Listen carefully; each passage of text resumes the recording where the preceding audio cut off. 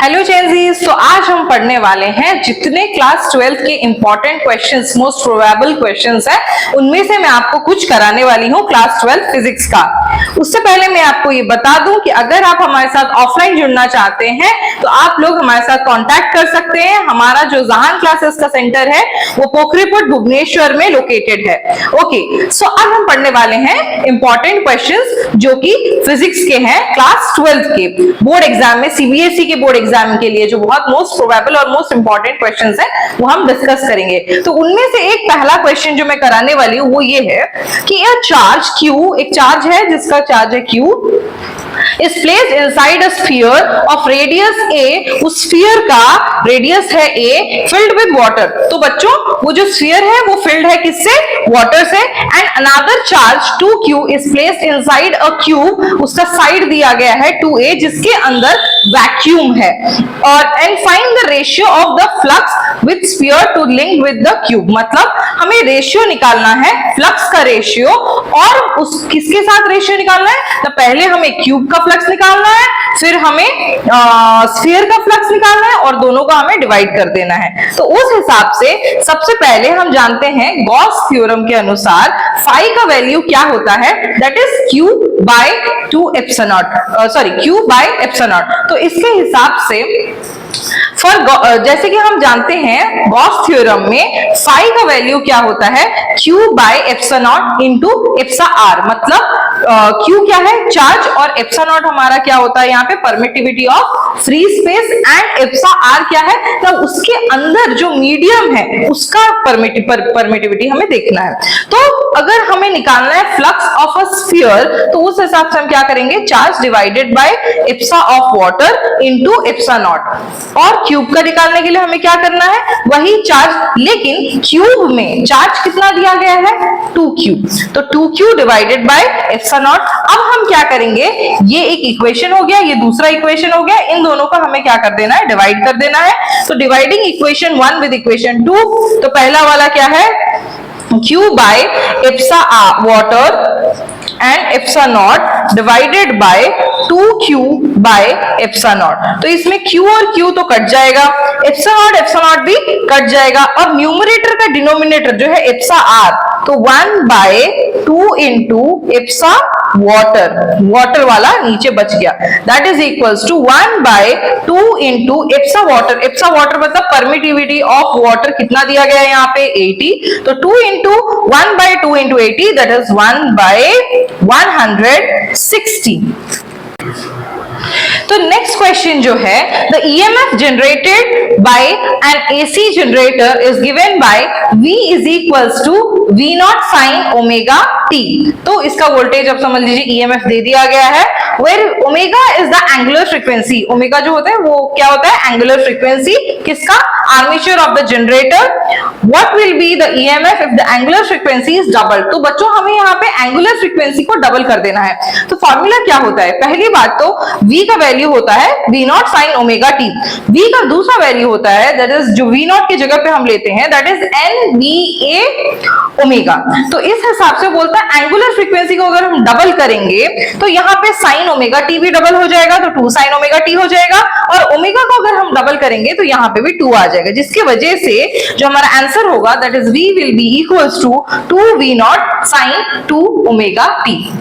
तो next question जो है वो ये है कि define angle of deviation in a prism. तो बच्चों प्रिज्म क्या होता है? प्रिज्म का मतलब होता है कि 3 साइडेड एक ग्लास बना हुआ होगा जिसके अंदर से जो व्हाइट लाइट या फिर मोनोक्रोमैटिक लाइट जब पास करेगा it will split into 7 colours. तो यहाँ पे हम एक प्रिज्म लेंगे और यहाँ पे देखेंगे कि पहली बात तो प्रिज्म में किस तरह से होता है रिफ्रैक्शन। तो ये हो गया हमारा प्रिज्म, और ये आया हमारा इंसिडेंट, ऐसे इस तरह से जाएगा हमारा इंसिडेंट रे। तो जैसे ही इंसिडेंट रे जाएगा उसे कैसे जाना चाहिए था? ऐसे, लेकिन जबकि ये रेयर मीडियम से डेंसर मीडियम में जा रहा है तो इसका जो स्पीड है वो डिक्रीज हो जाएगा, जिसके चलते ये थोड़ा सा नीचे बेंड हो जाएगा, आपको पता होगा।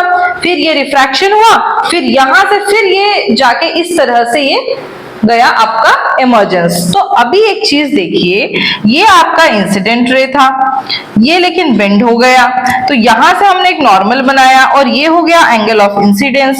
फिर ये गया रिफ्रैक्ट होके ऐसे बाहर, एक्चुअली इसे मतलब जाना चाहिए था कैसे, ऐसे, लेकिन ये फिर से क्या हो गया, बेंड हो गया, तो ये हो गया एंगल ऑफ इमर्जेंस। बट जब ये गया ऐसे इस तरह से, तो यहाँ पे जो एंगल बन रहा है, तो ये तो बेंड हो गया ना यहाँ पे, लेकिन ये जो एंगल जो बन रहा है इसको बोलते हैं एंगल ऑफ डेविएशन। ये इतना पार्ट ये इसने क्या किया, डेविएट किया, क्योंकि ये गया ऐसे लास्ट में, बट अगर हम इसको ऐसे पीछे करके देखें और इसके साथ जो जैसे वो आया था उसके साथ वो एंगल कितना बना रहा है, एंगल ऑफ डेविएशन, ये है डेल। तो उस हिसाब से इसको ए बोलते हैं, that is angle of prism. तो हमें ये देखना है कि सबसे पहली बात तो द एंगल ऑफ डेविएशन जो है that represents the angle by which a light रे is deviated after passing through a prism.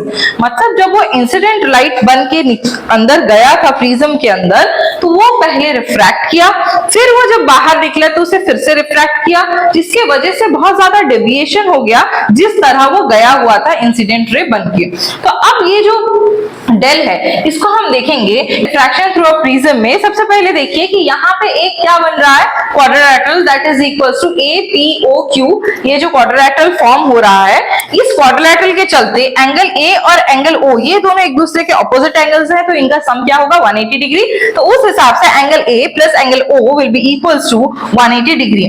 जब हम ट्रायंगल देखते हैं OPQ, ये वाला अगर हम ट्रायंगल देखें तो इसका है R1, इसको लेते हैं हम R2 और ये है O। तो इन तीनों को एंगल सम प्रॉपर्टी के अनुसार हम क्या कर सकते हैं, ये वाला जो ट्रायंगल है दैट इज ये वाला angle R1 plus R2 plus O angle will be equals to 180 degree, that is angle sum property. तो deviation in a triangle DPQ कौन सा है, D और P एंड Q, ये वाला जो ट्रायंगल है इसमें देखिए एक्सटीरियर एंगल जो है दैट इज डेल। हमेशा exterior angle will be equals to the sum of opposite interior angles. तो ये जो है डेल, इसके साथ ऑपोजिट इंटीरियर एंगल्स कौन हो गए, ये दोनों, इनके सम के साथ डेल जो है वो इक्वल होगा।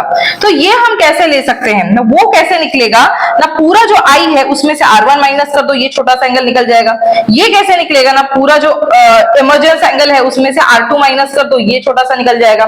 तो del is equals to I minus R1 plus E minus R2।